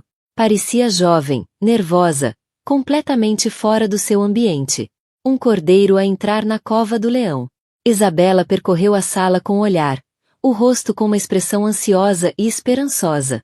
Depois, a recepcionista apontou-lhe a mesa do canto. O rosto de Isabela abriu-se num sorriso radiante, acreditando que Richard a esperava. O sorriso congelou, depois desfez-se, quando se aproximou e viu quem estava sentado no lugar. Os passos vacilaram. Por um momento, Hannah pensou que a rapariga podia virar costas e fugir. Mas não o fez. Endireitou os ombros, ergueu o queixo, e continuou a caminhar até a mesa. A vulnerabilidade inicial substituída por uma máscara de desafio. Era, Hannah teve de admitir, uma recuperação respeitável. Isabela parou à beira da mesa, os nós dos dedos brancos ao agarrar a mala. Não falou. Hannah levantou o olhar, os olhos azuis tão frios e límpidos como as janelas ao lado delas. Fez um gesto gracioso para o lugar em frente. Isabela, presumo, disse, a voz baixa e uniforme. Por favor, senta-te. O Richard teve um contratempo. O nome dito com tanta calma pareceu atingir a jovem como um golpe físico. Afundou-se no assento de couro macio, um movimento rígido. Colocou a mala Chanel sobre a mesa entre elas. Uma pequena barricada preta. O que estás a fazer aqui? Isabela conseguiu finalmente perguntar, a voz reduzida a um sussurro. Acho que essa é a minha fala, respondeu Hannah suavemente, dando outro gole do champanhe. Afinal, era o meu marido que estavas à espera. Mas, como insististe tanto em discutir o futuro, achei que lhe pouparia o trabalho. Então, vamos falar. Inclinou-se ligeiramente para frente, o olhar fixando Isabela ao assento. Trabalhas numa galeria de arte. Do teu pai, creio eu. Serrano Contemporary. Estava à beira da falência, não estava? Até que um misterioso benfeitor anônimo apareceu com um investimento considerável há alguns meses. Um investimento que parece, de forma muito suspeita, ter sido canalizado de uma conta offshore ligada ao fundo de bônus executivo da Aperture Finance. Estou a acertar nos detalhes? O rosto de Isabela empalideceu. A centelha de desafio nos olhos vacilou, substituída por medo genuíno. Eu não sei do que está a falar. Oh, eu acho que sabes, disse Hannah, a voz descendo até quase um murmúrio, obrigando Isabela a inclinar-se para ouvir. Acho que sabes exatamente do que estou a falar. Vês, isto não é só sobre sexo. Se fosse, eu não estaria aqui. Casos extraconjugais são coisas tediosas, comuns. No entanto, isto é negócio. O meu marido usou os nossos bens conjugais, bens que, acrescento, são predominantemente meus por herança, para financiar fraudulentamente o negócio da tua família em troca de ti. Deixou que aquilo assentasse. O empregado chegou com o sair, colocando-o num balde de prata. O ritual mundano era surreal no meio da atmosfera densa e tensa. Serviu uma pequena quantidade para Hannah provar. Ela acenou com a mão, num gesto displicente. Está bom. Deixa estar. Quando ele saiu, ela voltou a inclinar-se para frente. Então, diz-me, Isabela, qual era o plano final? Achavas mesmo que ele ia deixar-me por ti? Achavas que ele ia descartar 22 anos de casamento, uma história partilhada e um império financeiro intrinsecamente ligado ao meu apelido por uma assistente de galeria de 26 anos com uma mala Chanel e uma história triste? Lágrimas encheram os olhos de Isabela, quentes e furiosas. Tu não sabes nada, disse ela, sufocada. Achas que isto é só por dinheiro? O Richard e eu temos uma ligação. Ele ama-me. Ama-te. Hannah ergueu uma sobrancelha perfeitamente esculpida. Ele ama-te ou ama a ideia de ti? Ama o facto de seres jovem, de olhares para ele com admiração, de o fazeres sentir-se poderoso? O poder que ele acha que não tem quando está ao meu lado e do meu apelido. Ele não está apaixonado por ti, querida. Ele está apaixonado pelo reflexo dele próprio nos teus olhos adoradores. Isso não é verdade, insistiu Isabela, a voz a ganhar uma força desesperada. Ele está farto desta vida. De ti. Disse-me que se sente sufocado neste museu que chamas de casa. Disse que és fria e controladora. Disse que o vosso casamento é só um contrato de negócios. As palavras foram lançadas como punhais, e acertaram. Uma dor aguda e fria no peito de Hannah. Mas a sua expressão não mudou. Não daria àquela rapariga o prazer de a ver sangrar. Um contrato de negócios, repetiu Hannah, pensativamente. Talvez ele tenha razão. Mas, num contrato de negócios, é preciso conhecer bem todos os termos. O que me leva à verdadeira razão de estar aqui. Fez uma pausa, pegando no copo de champanhe e fazendo girar o líquido dourado. Sei que ele planeava dar-te mais dinheiro. Muito mais. Ia alavancar uma parte significativa do portfólio da Aperture num fundo de derivados de alto risco. É imprudente, beira o ilegal, mas o retorno, se resultasse, seria enorme. Suficiente para sustentar-te a ti e a tua família para o resto da vida. Suficiente para ele finalmente se sentir livre do dinheiro dos Vanderbilt. Era esse o plano, não era? Isabela ficou a olhar para ela, a boca ligeiramente entreaberta. Claramente, era mais do que esperava que Hannah soubesse. Aquilo era informação interna. Acreditas que sabes tudo, disse Isabela, com uma expressão estranha, quase piedosa no rosto. Sentas-te aqui na tua torre de marfim, com o advogado da família em marcação rápida, e achas que tens tudo sob controlo. Achas que sou apenas uma rapariga com quem ele dorme. Não fazes ideia do que se está realmente a passar. Então ilumina-me, desafiou Hannah, a voz carregada de sarcasmo. Isabela inclinou-se para a frente, o medo subitamente dissipado, substituído por uma confiança selvagem e imprudente. A confiança de quem pensa que tem a carta vencedora. Esse fundo de alto risco de que falas, disse ela, a voz baixa e conspiratória. Não é só imprudente. É uma farsa completa. O fundo inteiro foi desenhado para falhar. Hannah congelou, o copo de champanhe a meio caminho dos lábios. O mundo pareceu inclinar-se sobre si mesmo. A vista da cidade tornou-se um borrão de luzes sem sentido.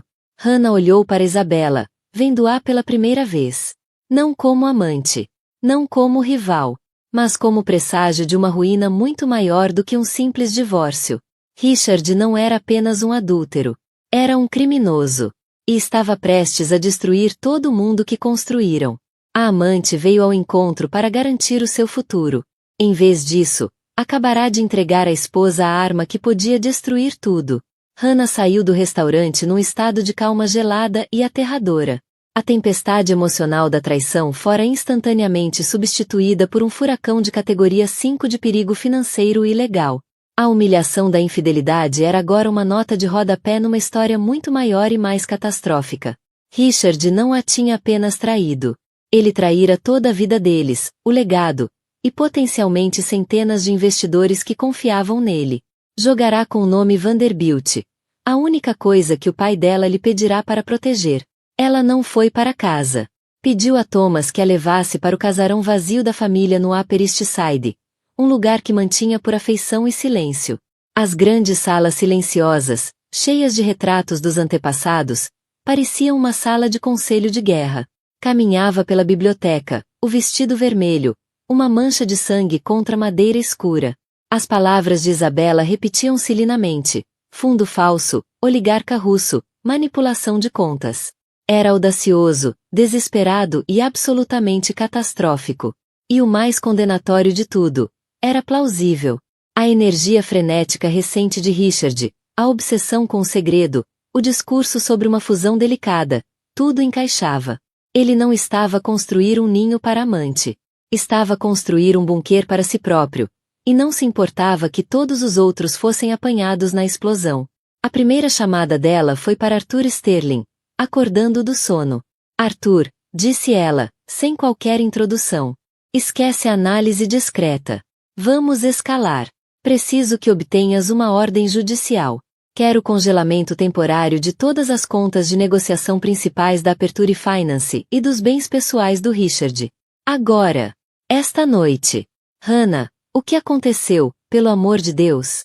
A voz sonolenta de Arthur ficou de repente alerta e preocupada. Com que justificação? Um juiz não vai conceder isso sem uma razão forte. A justificação é fraude, desvio de fundos e catástrofe financeira iminente, afirmou Hannah, sem emoção. Relatou-lhe a informação recebida de Isabela, despindoada suas origens sórdidas e apresentando-a como inteligência credível. Tenho razões para acreditar que Richard Ross está a usar a Aperture como fachada para defraudar investidores e esconder perdas massivas a um estrangeiro chamado Dmitry Vulov. O nome caiu como uma granada. Arthur soltou um assobio baixo. Vulov não era homem com quem se brincasse. Era infame, uma figura sombria ligada ao crime organizado e intriga política. Meu Deus, murmurou Arthur. Tens a certeza, Hannah? Tenho certeza suficiente para arriscar tudo, respondeu. Obtenha a injunção. Arthur. Usa todo o peso dos Vanderbilt para acordar um juiz. Diz-lhes que a estabilidade de uma firma de milhares de milhões está em risco. Por que está? Já estou a tratar, disse ele, agora com voz sombria e concentrada. Fica onde estás. Ligo-te de volta. A chamada seguinte foi para o homem que chefiava a divisão de segurança do grupo Vanderbilt. Um ex-agente do MI6 chamado Julian Croft. Julian, preciso de ti, disse ela. Quero proteção 24 horas por dia na cobertura da Quinta Avenida e aqui no casarão. Discreta, mas absoluta. Também preciso que localizes alguém. Isabela Serrano. Não quero que a abordes. Só quero saber onde está a todo momento. É a minha única testemunha corroborativa. Suspeito que está prestes a tornar-se muito importante. Ou muito assustada. Depois, esperou. O silêncio do casarão era o seu aliado. Permitirá-lhe pensar. O choque inicial estava a cristalizar numa resolução fria como diamante. Richard declarara guerra, não ao casamento, mas à família dela, à sua segurança, ao seu mundo. Confundira a dignidade silenciosa dela com fraqueza. Confundira o amor dela com cegueira. Estava prestes a aprender, da forma mais brutal possível, o quão errado estava. Eram quase 3 horas da manhã quando Richard regressou à cobertura da Quinta Avenida, esperando encontrar Hannah a dormir. Em vez disso, encontrou-a sentada numa poltrona de costas altas na sala escura. As luzes da cidade atrás dela lançavam-na em silhueta. Já não usava o vestido vermelho. Trocara-o por umas calças pretas simples e uma camisola de cachemira. Parecia calma, composta, e absolutamente aterradora. Hannah, disse ele, a voz tingida de confusão e um pressentimento crescente. O que estás a fazer acordada? Pensei que já estivesses a dormir. Os meus planos mudaram, disse ela, a voz suave. Como correu a tua maratona noturna, Richard? Conseguiste fechar a tal fusão? Ele parou, a mão ainda no nó da gravata. Foi exaustivo. Ainda não estamos lá. Começou a andar em direção ao quarto. Estou exausto. Podemos falar de manhã. Vamos falar agora, disse ela. O tom parou de imediato. Virou-se lentamente, o rosto uma máscara de cautela cansada. Fui ao Luciel esta noite, disse Hannah, deixando as palavras pairarem no ar. Cada gota de cor esvaiu-se do rosto de Richard. Pela primeira vez desde que ela o conhecia, ele parecia verdadeiramente aterrorizado. O quê? Por quê? Por que é que fizeste isso? Porque a tua amante te convidou, e achei que devia ir no teu lugar. Tivemos uma conversa fascinante. A tua Isabela fala muito bem. Hannah, escuta. Dê um passo na direção dela, as mãos erguidas num gesto conciliador. Posso explicar? Podes. Cortou ela, a voz a cortar a sua tentativa patética.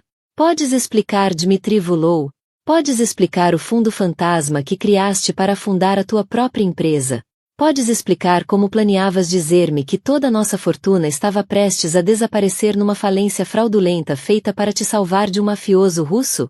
Ele ficou a olhar para ela, mudo. Era como se ela tivesse mergulhado na sua mente e arrancado seus segredos mais sombrios. Parecia destroçado. O mundo meticulosamente construído por ele desmoronava-se num único momento. Como? Balbuciou. Como é que soubeste? A Isabela foi muito generosa, disse Hannah com um pequeno sorriso cruel. Parece que a lealdade dela é tão transacional quanto o afeto. Achava que me estava a contar sobre a tua traição.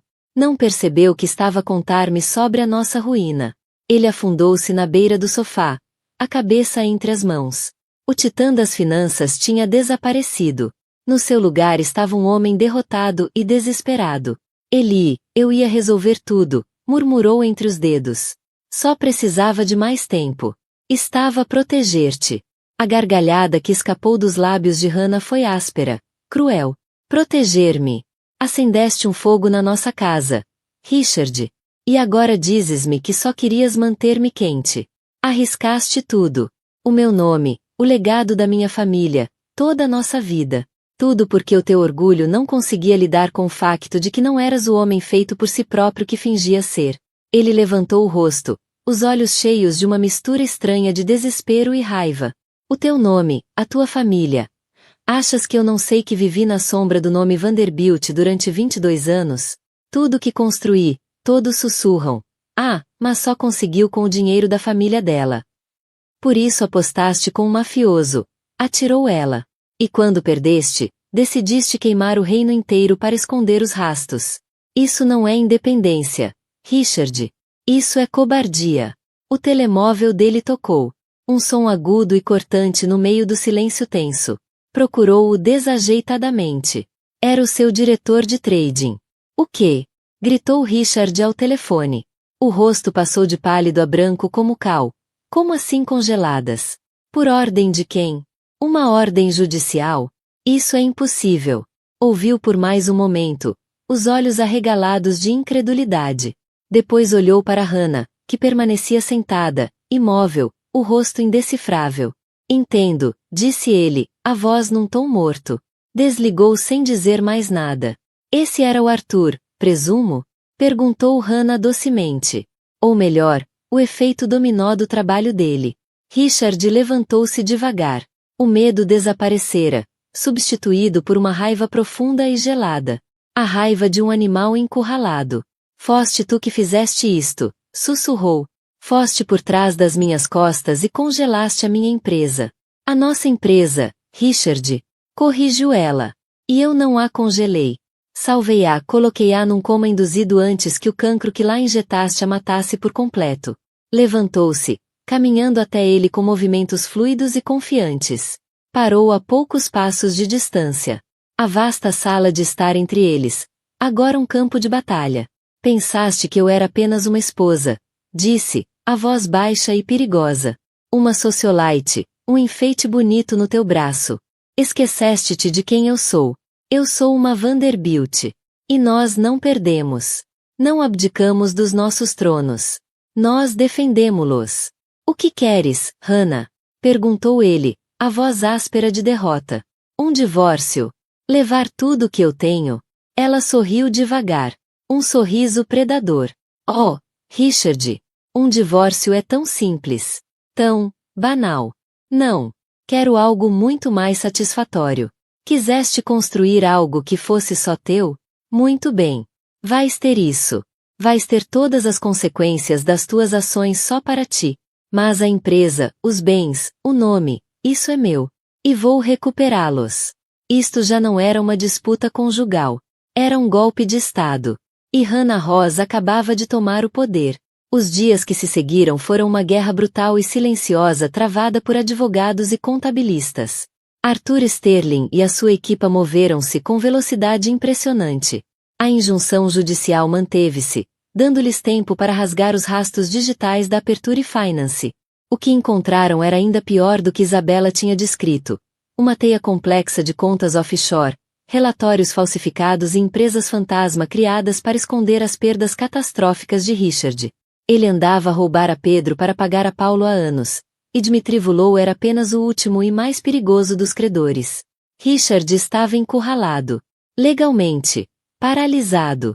Os seus ativos estavam congelados. A autoridade de negociação revogada. Era o CEO nominal de uma empresa que já não podia controlar. Estava confinado à cobertura da Quinta Avenida, prisioneiro da sua própria jaula dourada, enquanto Hannah orquestrava o desmantelamento da sua vida a partir da biblioteca do casarão da família. Tinha os homens de Julian Croft a vigiá-lo, não por proteção dela, mas por proteção dele. Vulov não era homem que aceitasse ser enganado. Richard era agora um risco para todos. Hannah trabalhava com precisão fria e metódica. O tipo de precisão que deixaria o pai orgulhoso. Não estava apenas a salvar a empresa. Estava a purificá-la. Ela, juntamente com o Conselho de Gestão de Crise nomeado por Arthur, iniciou o processo minucioso de desmantelamento dos negócios tóxicos de Richard, isolando o fundo fraudulento e preparando um plano de reestruturação para proteger os investidores e os ativos principais da firma. Era uma tarefa hercúlea, mas era uma batalha para a qual ela nascerá preparada. Isabella Serrano tinha desaparecido. No dia seguinte ao encontro com Hannah, fizera as malas, abandonara o apartamento e o novo Audi, e evaporara-se. A equipa de Julian rastreou-a até JFK, onde comprará em dinheiro um bilhete só de ida para Buenos Aires. Estava em fuga, assustada com a possibilidade de se encontrar entre a fúria da esposa e a vingança do oligarca. Já era irrelevante, um fósforo gasto que tinha incendiado uma floresta inteira. Uma semana depois, Richard exigiu ver Hannah. A voz ao telefone soava diferente. A raiva tinha desaparecido, substituída por um cansaço oco e quebradiço. Ela aceitou encontrá-lo na cobertura. Era a hora dos termos finais da rendição. Encontrou-o no seu escritório, uma sala que em tempos fora o seu santuário. Estava rodeado por fotografias dos seus triunfos. A tocar o sino no Nasdaq, na capa da Forbes, com políticos e celebridades. Agora pareciam relíquias de uma civilização extinta. Ele parecia mais velho, menor. Tinha perdido. O conselho quer a minha demissão, disse ele, sem olhar para ela. Vão oferecer-me um pacote de saída para eu sair discretamente.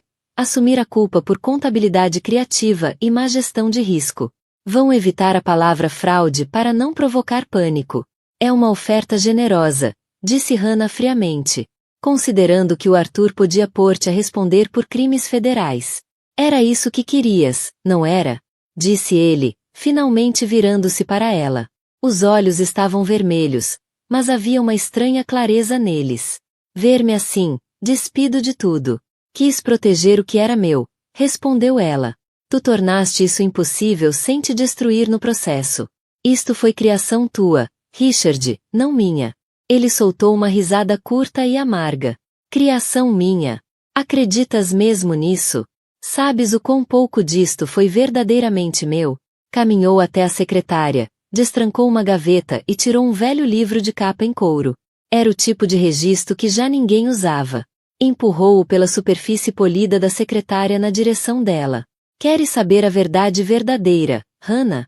Disse ele, a voz a cair para um sussurro confessional. O verdadeiro pecado original que começou tudo isto. Não fui eu e a Isabela. Nem sequer fui eu e o Dmitri Vulov, foste tu. E eu. E o teu pai. Hannah franziu o sobrolho, confusa. O meu pai? O que é que ele tem a ver com isto? Morreu há 10 anos. Abre, insistiu Richard. Ela hesitou, depois abriu o velho livro de registros. As páginas estavam cheias de entradas meticulosamente escritas à mão. Eram registros de transações financeiras, mas não eram da Aperture Finance. As datas remontavam a 22 anos atrás, ao início de tudo. Reconheceu a caligrafia imediatamente. Era a do pai. O livro detalhava o investimento inicial que o pai dela tinha feito na empresa incipiente de Richard. Mas ia mais longe. Mostrava dezenas de outras transações ao longo dos anos. Contratos encaminhados para a empresa de Richard a partir de empresas controladas pelos Vanderbilt. Doações políticas feitas em nome de Richard para abrir portas. Informações privilegiadas sobre movimentos do mercado antes de acontecerem. Estava tudo ali, no traço preciso e condenatório do pai dela. Richard não era apenas um homem que o pai dela resgatara uma vez. Era um projeto. Uma marioneta. O pai dela nunca deixará de puxar os cordelinhos. Hannah deixou-se cair na cadeira do outro lado da secretária, o livro aberto nas mãos. A sala girava à sua volta. Todo o casamento. Toda a carreira de Richard. Tudo uma mentira. Uma artimanha cuidadosamente construída e gerida pelo seu pai. Richard não viverá à sombra do nome dela. Viverá numa gaiola construída pelo pai dela. E ela fora carcereira, sem o saber. Ele escolheu-me para ti, Eli, disse Richard, em voz baixa. A luta tinha desaparecido dele. Restava apenas uma tristeza imensa e vazia. Viu que eu era inteligente e ambicioso, mas sem família, sem ligações. Era perfeito, maleável. Disse-me no dia do casamento, faz com que ela seja feliz, e eu faço-te rico. Mas trabalharás sempre para mim. Achei que era uma figura de estilo. Olhou pela janela. Durante anos, tentei libertar-me. Tentei fazer negócios sozinho, provar que conseguia. Sempre que tinha sucesso, descobria depois que a mão do teu pai estivera lá, a abrir o caminho. E sempre que fracassava, como com o Vulov, era porque estava sozinho pela primeira vez. E estava completamente fora da minha profundidade. Fui uma fraude, um homem a fingir que era um titã, sustentado por cordas que não conseguia ver, mas que sentia sempre. Olhou de volta para ela, os olhos a suplicar por compreensão. O caso com a Isabela foi patético. Foi errado. Mas foi a única coisa na minha vida que pareceu ser minha. Algo que eu escolhi. Que eu construí. Por mais estúpido e sórdido que tenha sido. Não fazia parte do plano do teu pai. Foi o meu erro. E acho que foi por isso que o fiz. Porque, pela primeira vez, era só meu. Hannah fechou o livro de registros. A raiva, a traição, a fúria justa, tudo evaporado. Restava apenas uma dor profunda e oca. Ela vencera a guerra, mas acabava de descobrir que a guerra em si era uma farsa. Vira-se como a poderosa rainha a defender o seu reino, quando na verdade fora apenas um peão no jogo póstumo do pai, tal como Richard. Eles não eram rei e rainha. Eram duas marionetas numa caixa lindamente decorada. E uma delas cortara finalmente os fios, fazendo desmoronar todo o palco. Já não havia nada a dizer. O caso, o dinheiro, as mentiras, eram apenas sintomas de uma traição mais profunda. O casamento era uma farsa. A empresa era uma farsa. A vida deles juntos era a maior farsa de todas. Ela levantou-se e dirigiu-se à porta. Onde vais? Perguntou ele. Hannah parou com a mão no puxador. Olhou para o homem que era seu marido, mas também um estranho. Um cúmplice numa vida que ela não sabia que estava a viver. Viu-o como ele era realmente. Um homem partido muito antes de alguma vez lhe ter partido o coração. Não sei, disse ela. E a sua voz já não era fria nem poderosa. Era apenas cansada. Sinceramente, não sei. Saiu, deixando-o sozinho com as fotografias e os fantasmas. O silêncio da cobertura finalmente, verdadeiramente absoluto. No fim, não houve vencedores. Apenas sobreviventes. Hannah não pediu o divórcio. Em vez disso, orquestrou uma saída. Richard demitiu-se, assumindo discretamente a culpa em público, e desapareceu da sociedade nova-iorquina, mudando-se para uma vida solitária e tranquila na costa oeste, vivendo de um fundo que ela criou, suficiente para estar confortável, mas nunca poderoso novamente. Hannah, a rainha relutante, assumiu o controle total do Império Vanderbilt, a verdadeira herdeira do pai, de uma forma que nunca desejara. A história deles tornou-se uma lenda sussurrada nas salas privadas do poder, um conto de advertência sobre amor, mentiras e o peso esmagador do legado. Serve como lembrete brutal de que, nas torres reluzentes dos ricos, os segredos mais perigosos não estão escondidos em contas offshore, mas no coração humano. E você? O que pensa? Hannah fez bem em assumir o controlo? Ou estava tão presa quanto Richard? Deixe-nos a sua opinião nos comentários abaixo. Se ficou cativado por esta história de traição e verdades escondidas, clique em gosto, partilhe com alguém que adora um bom drama, e não se esqueça de subscrever o nosso canal para mais histórias reais que não vai conseguir esquecer.